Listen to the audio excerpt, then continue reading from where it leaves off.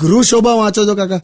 મેં ગૃહ શોભા વાંચવાનો છું. અહીંયા પડી છે એટલે પૂછું છું. મારી છે બકા. બાકી આ શું વાંચવાના? હટ, વાંચવાનું તો છે ને સૌથી પહેલા આપણે બકા નિયમ બનાવવો પડે, રેગ્યુલર હેબિટ પાડવી પડે, પછી વ્યવસ્થિત વંચાય. પણ મારે નહીં વાંચવી ગૃહ શોભા. અરે આની વાત નથી કરતી હું, આમ જનરલ વાત કરું છું. તમને ખબર છે મોટા મોટા માણસો જયારે ઘરમાં લાઈટ નથી ને ત્યારે ફનસ સળગાઈને વાંચતા હતા, મીણબત્તીમાં વાંચતા હતા, સ્ટ્રીટ લાઈટ નીચે વાંચતા હતા. એ તો હવાર રખડી કાય તો શું કરવાનું? દિવસે વાંચી કાઢવું જોઈએ ને. આ બધું આવું બધું ના કરવું પડે પછી. એટલે કાકા આ તો એકદમ આમ વાંચવાના ડેડિકેશન ની વાત ચાલે છે. એક્ઝેક્ટલી. એકવાર વાંચવાની આદત પડે ને પછી જો કશું બી વંચાય. એમ ને?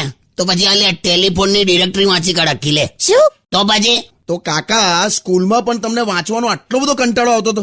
સ્કૂલમાં તો કઈ અમે વાંચતા હતા, ઘેર આવીને વાંચતા હતા. પણ સ્કૂલ તો કેવી લે મારી, તને ખબર? આમ સાહેબ ખાંસી ખાઈને તો પોપડો પડી જાય દિવાલમાંથી. અમે નીચે છે ને તે વખતે પાટલી પર બેસતા હતા. આમ નીચે પંખો નહીં. અમારા કલાબેન ખરા ને એ ભણાવવા આવે ક્લાસમાં તો ટીંડોળા ભીંડા આવું બધું લઈને આવે સમારવા, શાકભાજી. અને જે છોકરીઓ સમારી આપે ને એને પાછા વધારે માર્ક આલે. હા, એટલે આવી તો સ્કૂલ હતી અમારી. અમારે એક સાહેબ તો નાઇટ શિફ્ટ કરીને સવારે ભણાવવા આવતા હતા.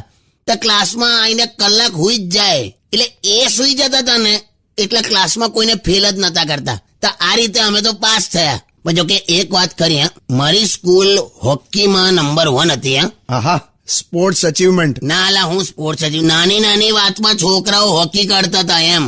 અને હું કઈ રીતે ભણ્યો મારું મન જાણે. સાચું કહું તને તો ખબર છે, અમારી સ્કૂલમાં ટોયલેટ જ નતું લા. બહુ પ્રોબ્લેમ હતો. એટલે બધા આટલા બધા છોકરાઓ ખરા ને એ બધા વચ્ચે એક જ ટોયલેટ. તો પછી બધાએ ફરિયાદ કરવી જોઈએ ને યાર. કીધેલું, અમે રજૂઆત કરીને તો આચાર્ય સાહેબે પાછલી દિવાલ તોડીને રેલવે લાઈન અંદર લઈ લીધી. હે?